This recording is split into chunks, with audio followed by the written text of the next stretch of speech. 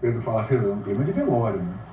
É um clima de velório. Embora ele diga que ninguém conversou com ele, o respaldo quem dá o próprio trabalho dele e tal, etc. Aí não está vindo muito bem, né? A gente sabe disso.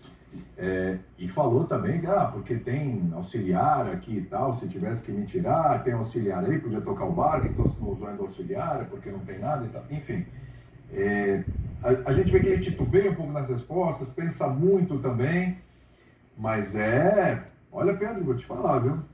Eu lembro de uma coletiva tão para baixo, tão assim, tão clima de velório. Olha, talvez o Paulo Souza também, que cumpriu meio que uma vez o prédio lá no Flamengo, mas essa do Carpini... Você tá empurrando todo o peso da situação para ele. Exatamente. Não aparece ninguém, ele fala que ninguém falou com ele.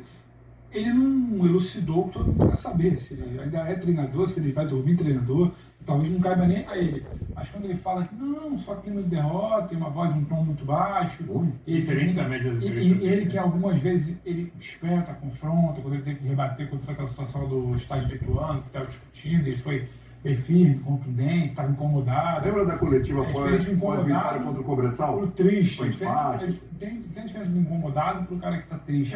A primeira frase dele na coletiva para mim é sintomática, quando ele fala: o desequilíbrio emocional dos últimos dias tem impacto negativo na partida. Ou seja, o noticiário está impactando. Então, quem comanda e está assistindo isso de longe é um isso. Se o noticiário está impactando na partida e há um desequilíbrio emocional, alguém precisa frear isso. É um caminhão ladeira abaixo. Ou então vai ficar só nessa testa que está no nome, é o famoso ou faz ou ocupa muito. O que me surpreendeu foi ele admitir que, de fato, o desequilíbrio emocional pelos últimos dias está gerando um impacto negativo na partida. Ou seja, está dentro de campo. O tal do extracampo que a gente fala tanto aqui está entrando, está prejudicando o clube. Só uma coisa. Não é a pessoa Carpini que está triste, está prejudicando o clube. Só uma coisa sobre o noticiário.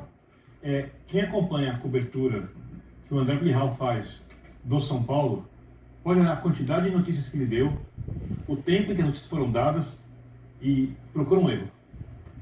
Não vai encontrar. É verdade. Não vai encontrar.